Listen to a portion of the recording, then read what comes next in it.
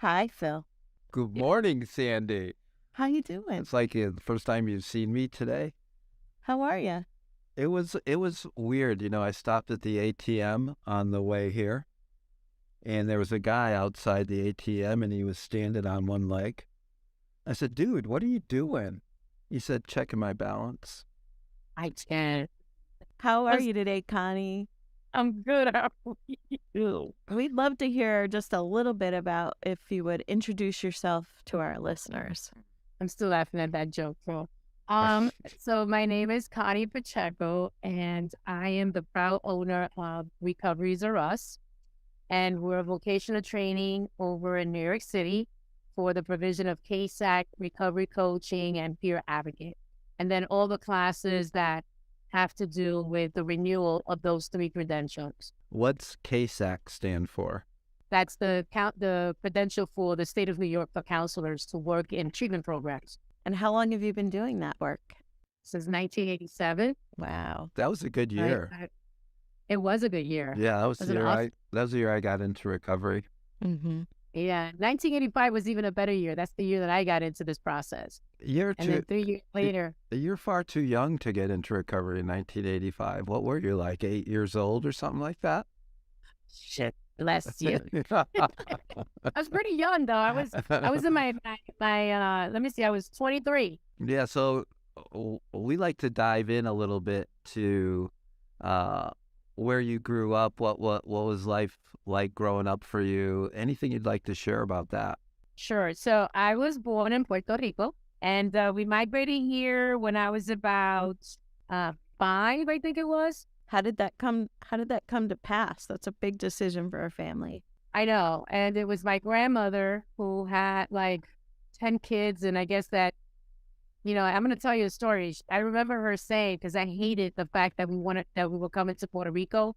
In fact, the name of my book is not out yet, but it will be, is, well, why couldn't we just go back home? Because my trajectory here in New York was horrible. And I remember my grandmother telling my mother, who, by the way, was my aunt, because my biological mother gave me to her sister. And I remember the conversation vaguely about how, the word gold came about, like there's a lot of gold in New York City, there's a lot of, right? And I remember I didn't want to come because I had my mango tree, I had my little broken dolls, I had dirt to play with, I had a dog, it was so free, and I didn't wear shoes. I just love where I grew up, and I love my island. And when we got here, it was cold, and I was like, what the hell is this? Like, why? Why can't we just go back home? And then we went into an apartment that was a railroad apartment, and it was in the South Bronx, and that the building was occupied basically by my entire family, like my grandmother's daughters, right? And in one apartment, we had like 3 families. And one of those families was my biological family, my brothers and sisters, right? Which, for some reason, I knew they were my brothers and sisters, but like nobody ever said, these are your brothers and sisters. I just sort of kind of knew that this is my mom and this is my aunt and these are your brothers and sisters, like that. And I hated that they wanted me, the toilet had a tank with a chain that you pull.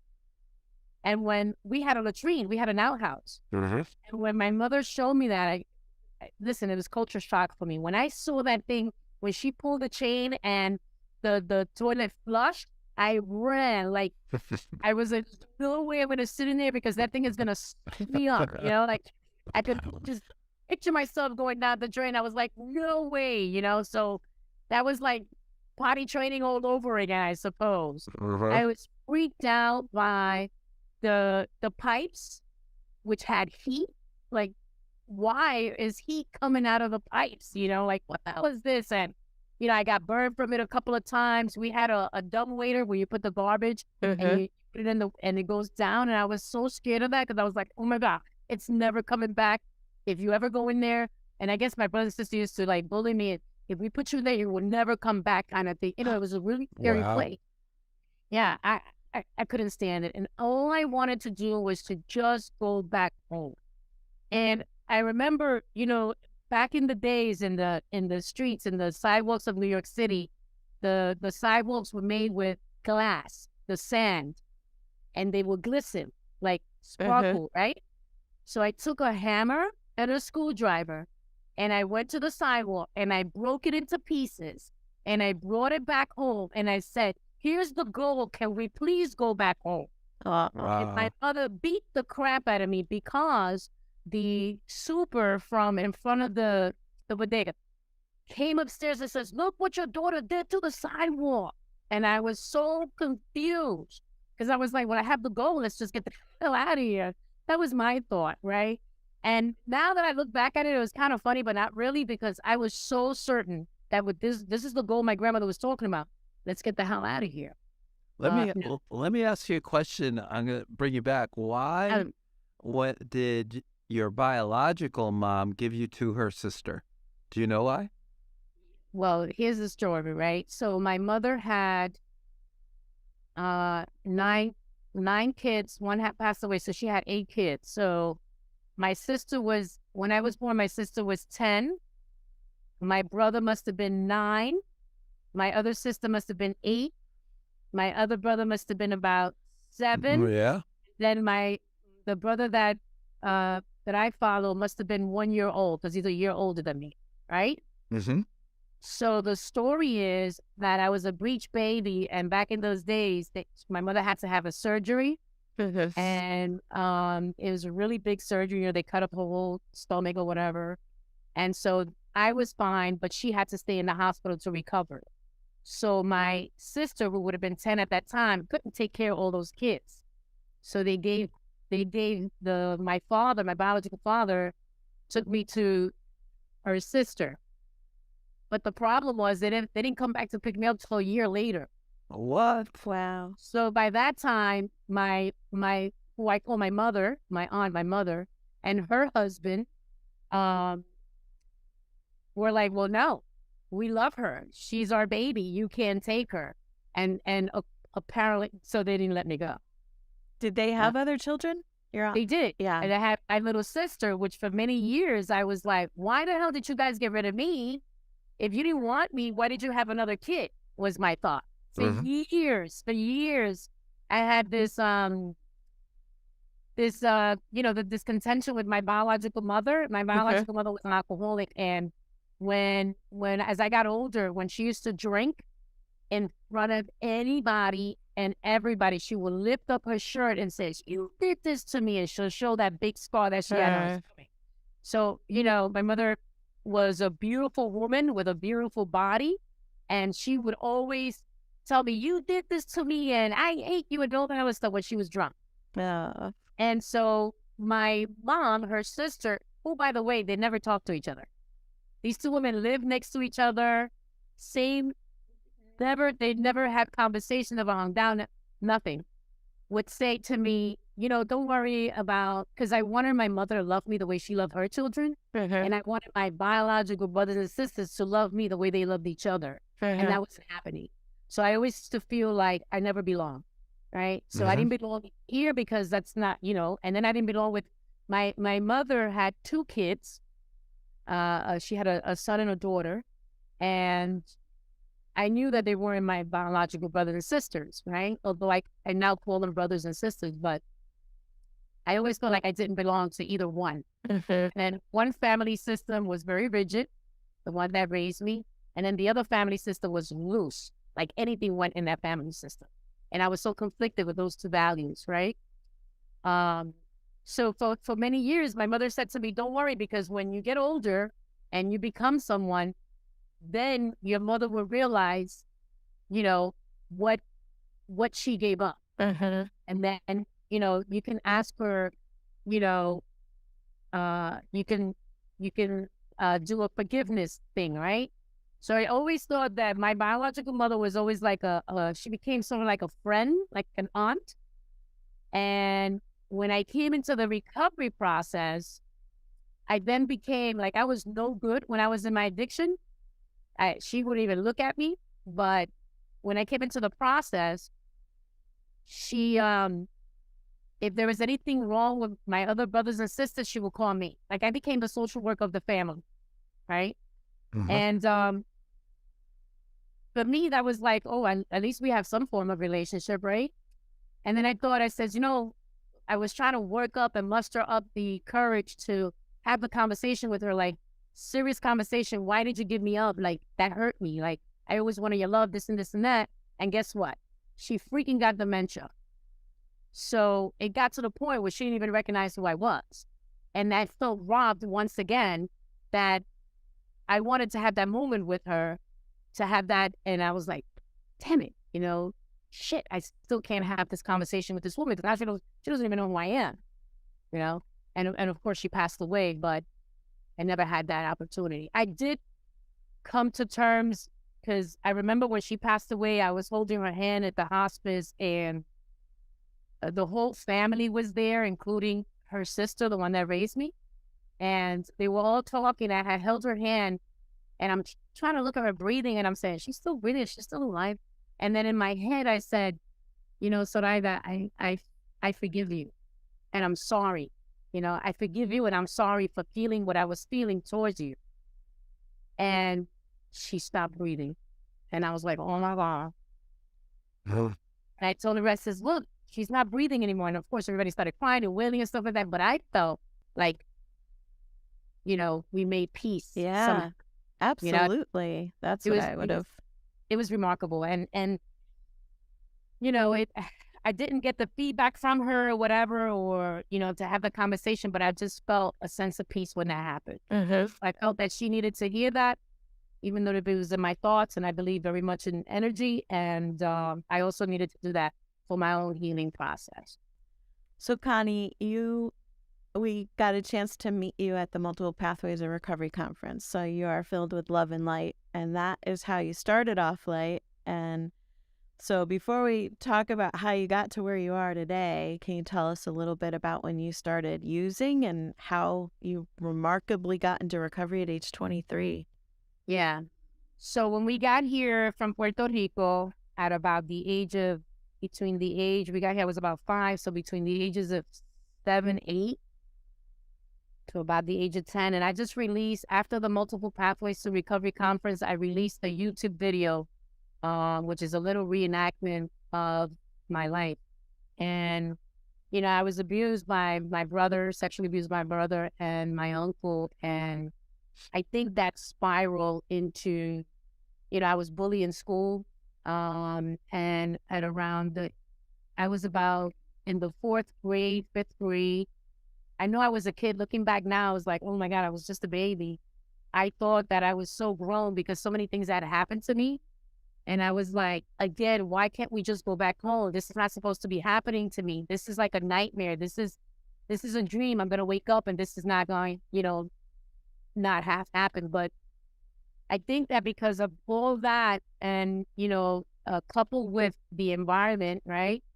I remember started using, it was marijuana and of course alcohol. And then I escalated to, I graduated to cocaine and then eventually, heroin. And when I did heroin, that was like, I found like the perfect thing for me and my feelings, and everything was just so great with, the heroin. And yeah, so many things happened from the age. So from when we got here from Puerto Rico, from when we got here to about the age of when I went into treatment, it was just like a spiral of events from, getting beat up and going to jail and just being homeless and the drugs. It just got worse and worse and worse and worse and worse and worse. And the night, it was March 16, 1985. That night, that's the night that I remember I said, my God, if you get me out of this, I will never get high again. I will never, it was the last thing that happened to me, that it was like, girl, you got to do something. That I almost got killed by the drug dealers, 2 sets of drug dealers. And I was right in between that, what happened tonight was the apartment that I was in that my mother left to me um, became like a den for the drug dealers. And there were two sets of drug dealers, one from, I guess, two sets of drug dealers. And the guy that was in my apartment said to me, he blamed me, accused me of stealing some drugs. And I didn't steal any drugs. And he accused me of stealing the drugs and giving them to the other drug dealers. So I hadn't, I say it today, like I could say today, yeah, I stole it, but that's not what happened. And I feel like they needed somebody to set up, and I was the one, right? I was the scapegoat. So I was in a ground floor apartment, and the drug dealer inside my apartment had, he had a shotgun, and the other ones are in the courtyard, and they're asking him to come out of the apartment, right? So he said to me, he says, "You go out." And I was so scared. I was like, "No, well, why do I have to go out?" He says, "You go out." So and this is the thing, when I went to the door that I put my hand on the knob, I prayed and I said, "God, please," because it was like, if I open the door and they shoot, they're gonna shoot. I'm gonna be in the middle of the shootout. They're gonna shoot in and he's gonna shoot out. I'm gonna be right in the middle. It's almost like a bulletproof. And I said, when I put my hand on the doorknob, I said, "God, please, please, I don't want to die like this. If you get me out of this, I will never get high again." That was what I was praying. And when I turned the doorknob, I braced myself for the gunshot, and I opened the door, but it didn't happen, And I ran out the courtyard, and rather than to go wherever my mother's, anybody's house, anywhere else, I run across the street to the other drug dealers to try to explain to them that I don't know what you guys are talking about. I don't know what I was thinking. Why did I go there? And as soon as I went in, the guy grabbed me by my neck and put the gun in my face and says, "Where is it?" Blah, blah, blah, blah. And he's yelling and screaming at me. And I'm there looking at the barrel of his gun. And I'm like, fuck it. Like, end it. You shoot me. Just do it. Because I was so tired. I remember I was getting high for days on end. And I just didn't want to. I was just tired. I was just like, fuck it, end it. Like, if this is going to be it, like, this is it. Because I figured I got out of that one. And now I'm in this one. It's not going to. There's no way I'm going to get out of this. Shoot me if that's what you're going to do, because I don't have your drugs. And that's when my biological mother walks in and yelling, "Man, I need my daughter." And she grabbed me and is beating him upside my head and pushing him away. And I remember them standing there like in disbelief that this woman comes into the building, talk about, "Give me my daughter. What are you doing with my daughter?" in Spanish. She was like, "Amiga," and hitting me as she was walking me out the building because there's 3 buildings, and she walks me into her building and she takes me upstairs. And I'm upstairs and I'm, I was numb because I wasn't scared, but I was not numb. And she was like crying and saying, "You're going to go to Promesa." And I was like, whatever. I just wanted to go to the bathroom and get high, Shit. like more high. That's all I wanted to do. And I didn't want to feel anything. But when I came to, for me, that was like the scariest thing I have ever been through. It wasn't jail time. It wasn't anything. It was just, that could have been the end of me at the age of 23. It's crazy. I was still a baby. So I'm grateful that she took me out of that situation. My biological mother she was a tough lady. She was really tough, that woman. And they all looked at her like, really, this lady has the audacity to do some shit like that, right? And somebody must have told her what was happening in the neighborhood for her to come into the building like that and get me out of there. And then she took me upstairs and she says, "Tomorrow, you're going to Promesa." That's the treatment program here in New York City, in the Bronx. And I was like, whatever. When the morning came, she took me to the program. And she says, "You're staying here and you're not leaving until you." And prior to that, my mother, the one that raised me, she left to Puerto Rico with my brother. And I was left alone in that apartment. This is how, it's a long story. I was left alone in the apartment and the drug dealers took over it, whatever. And I was lost. I was totally like lost. I had nothing.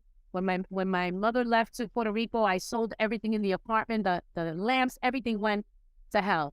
And my biological mother was the one that took me to treatment. And so when she left me there, I was like, I remember it was, we got there in the morning. And the reason why I always, when people tell me, when did your process start? I say it was March 17, 1985 at 3:45 p.m. because I waited there all that time. I was already getting sick. And when I looked at the clock, I said, shit, if they don't call me, I'm leaving. I'm going back to the block, right? And as soon as I looked up that I got up to leave, they said, Concepcion Pacheco. I said, shit. And I said, and I went into the intake and never came back out. Wow. Thank God. Was Thank God. was your mom in recovery that she knew to get you? No. No. Wow. She got old throughout the years and stopped drinking on her own, but she never went into any treatment or had any professional help. But it was her that made that happen for me. And when I came out of Promesa, I went to my biological mother and I said, can I rent a room from you? And she rented a room. I'm her daughter. She rented a room. And I rented a room for about 6 months from her because then all my brothers and sisters were active and she was still drinking. So I had to recover, my recovery process. Like I always say, sometimes you got to recover right where you got high. So the minute that I would see something, I would leave. I would go and do whatever I could not to be around the family, whether we use. I had to put a lock in my room so my brothers and sisters wouldn't steal from me. And then I saved my money, and then I got a furnished room, and then, after that I got my own apartment, and then, I got into the field by mistake. I didn't want to be a counselor. I didn't know that I was going to be a counselor, that I was going to do this for a living. But my counselor at the time, I was working at an abortion clinic in my reentry days because I wanted to move out. I needed to move out. And then 3 months after working there, I got, like psychologically, I couldn't do this anymore, right? So I quit and I went to work with a lawyer and I never said anything to my counselor. But then what happened was the lawyer, in treatment, they teach you, I was always cleaning. So my lawyer, the lawyer that I was working with, his office was a mess. And one day I cleaned it up and it was so beautiful. And when he came in, he was like, Connie. And I was like, yes, Mr. Lieberman. It's so proud. He said, did you do this? I said, yes, I did, Mr. Lieberman. He says, you're fired. Who the hell told you to touch my stuff? I was like, what do you mean I'm fired? I did it. And I was so distraught by this man screaming and yelling at me and firing me. And I'm leaving crying. And I'm like, oh my God, now I'm fired. I don't have a job. I'm going to tell my counselor. He's going to put me back in the program. I don't want to go back in. Oh my Jesus God. So go to my counselor and I says, look, I gotta tell you the truth. I quit the abortion clinic. I've been working with a lawyer, but he fired me. Now this happened around the week of Christmas, right? And my counselor said to me, he says, okay, you're going to an interview at such and such place. There was a drug treatment prevention program. And I was like, I don't know anything about counseling. He says, if you don't go, you're moving back in. I said, sure, no problem. I'll go. So I went to the interview, and guess what? The person that interviewed me was the director of Promesa when I first went into Promesa 3 years prior. I thought this lady hated me. So when I saw her, I said, oh my God, she's not going to hire me. And this is what I said to her. I said, and she's still alive and she's a really good friend of mine today. I said, Elizabeth, I don't know a damn thing about counseling, but if you hire me, I won't let you down. And you know what she said to me? She said, all right, you're fucking hired. Come back on January 2nd. And I stood like, what? She said, you heard me, get the fuck out of here, just like that. And I said, okay. And I went to that interview on a bicycle. And I didn't ask how much you were paying me. Nothing. I went there January 2nd and I started my job as a counselor, a prevention counselor in a prevention program working with adolescents. As I moved up in the ranks in the field from counselor to supervisor, clinical director, whatever, I hit the ceiling and I couldn't get anything else unless I went and got more education. So I said, I'm going to go. And that's what I did. I got my bachelor's and then I got my master's. And then You said you hit a glass ceiling. And the ceiling was that you didn't have enough education. However, if you were working for me and I saw how skilled and competent you were, what difference did that degree that you got, I think it's a master's in social work, right? Yeah. Did that improve your skills as a clinician or a counselor? Not really, because seriously, not really. I'm going to tell you why. Because here I am sitting in this classroom. I went to Yeshiva University in New York City, which is predominantly Jewish, and most of they were kids. I'm an adult. I'm an older woman now, getting a master's, right? So I'm sitting there and I'm like, oh. So everything they're teaching, all the theory that I've been practicing and learning in the field. And I had all these old shit moments, right? And I was like, oh, wow. So I had to take a back seat because I was like, I sort of kind of know this stuff. So it came very easy. However, I had an instructor who had it out for me, and she made my life difficult getting that master's. At one point, she says to me, you're participating too much, you know, because I had all the answers, right? And then I said, okay, let me take a back seat. I get it, right? And then she said, well, you're not participating enough. And I'm like, what do you want from me? Like, what do you want from me, you know? And a lot of the papers that I wrote had to do with a lot of my experiences. And it was almost like, you know, how are you going to almost belittle that's my life we're talking about, you know? That really happened. It's almost like, and so I would take a life experience and then relate it to a theory, you know, Freud or Erickson or whatever have you, whatever theory it was. And she had an issue with that. I'm like, I'm sorry, but I've been through some shit, you know what I mean? And so it wasn't easy getting that. It was like I was the only one in my family to ever do that. Well, that irritates the heck out of me, actually.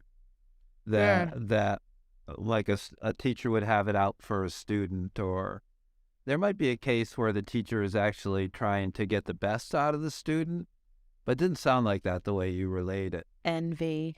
Uh-huh. It's envy. Well, it's the idea that, for me, a lot of academia is putting out these theories, but when people have actually lived it and know it and can articulate it, it's like you knew a lot of the stuff they were teaching. You just probably didn't have the concept or the theory that they were ascribing to, right? Right. And I'm laughing because I'm 57 years old, 60% through my MSW program. So I feel all your comments for sure. Well, I think, I think that overall is a flaw in our system, that we base billing, we base funding, we base competency on the level of education and disregard a person's experience. So for me, running a nonprofit, it's about hiring the person with their skills. We're not hiring the degree. So, you know, we believe so strongly in that concept that we don't have any education requirements for any position here in CCAR. It's not to say that that won't work for you, but it's not required to apply or not required to get a job. So, but congratulations to you. I know that's almost like the battler in you too, the fighter, that you saw that through to the end. I appreciate that. I admire that in you, actually. Thank you. I feel the same way too. You know, sometimes I have students that come through here and they want to train, they want to teach. And I take them under my wing because, and they might not have the educational background, but they're awesome. You know, and they get it and they can give it away. And I'm like, you know, and they sometimes have, do I need to have a bachelor's to do this? I said, no, you just need to, you know, come on, let's do it. And I wholeheartedly believe in that. You know, you can't trade somebody's experience for, you know, a piece of paper. Just can't. I don't even know if it's experience. I think it's just an innate skill a lot of times to look for the right question, to connect with people, to offer empathy, compassion, nurturing in a kind manner. Your whole art of coaching or connecting or counseling, you have to learn that. And a lot of it is you're also gifted with it too. It's a both and. Yeah, I agree. I wish we could train everybody, teach everybody to it. So what's life like today? Oh my God, life is beautiful today. It took me a long time to get to where I'm at. Right now, I started Recovery Zaraz with a nothing. I was not employed. I was unemployed, still going to school, and I just wanted to do. I wanted to have a school that was a little different than the ones like the one that I used to teach or the ones that I've seen. So when the students come through here, it's not just about the material, the curriculum. I make sure that, sometimes I look at just maybe one little behavior. I don't have them here for long, but one little thing that you can improve or modify that'll make you that much more of a better person. And so I call it professional development, but it could be anything. It could be, the way you speak. It could be it could just be anything, the way you dress, anything. And so I'm very close to my students, I'm very in their process. And when I see, when they get a job, whether as a coach or a peer advocate or a counselor, that's when the pay comes in. You know what I mean? That's when the like, they did it, that's great. And I seen that transformation and I love it. And so I'm small. We're very small in size, but we're growing. I went from one classroom to three classrooms right now. And I love it. I love what I do. Is there anything else you'd like us to know? Anything about Recovery Matters that you want to share that we haven't covered? For me, in my trajectory today, every day is a new day, a new beginning to just practice your recovery again. Because what I was recovering from yesterday is not the same thing that I'm going to be recovering from today. And so I just think that it just never ends, every day you find something new about yourself. And I always used to say like reoccurrences, right? When you have a reoccurrence, you can have a reoccurrence not from drugs and alcohol. You have a reoccurrence when you just sort of kind of lose it on somebody, or when, you allow your feelings to get the best of you. To me, that's a reoccurrence. Or when you have, a not so good relationship with somebody, to me, that's a reoccurrence. And I have to bring it back to myself and put into practice real quick, whatever I learn about recovery into my everyday interactions. So when people say, I had a relapse or I had a reoccurrence, it's like, well, we do that all the time. It just may not necessarily be with alcohol and drugs. Let's talk about it. Let's talk about that. That's an amazing point. Thank you. Yeah, thank you, Connie. I hope that our paths cross again. Thank you, Connie. Continue. Thank you. Thank you. Thank you very much. Thank you for having me.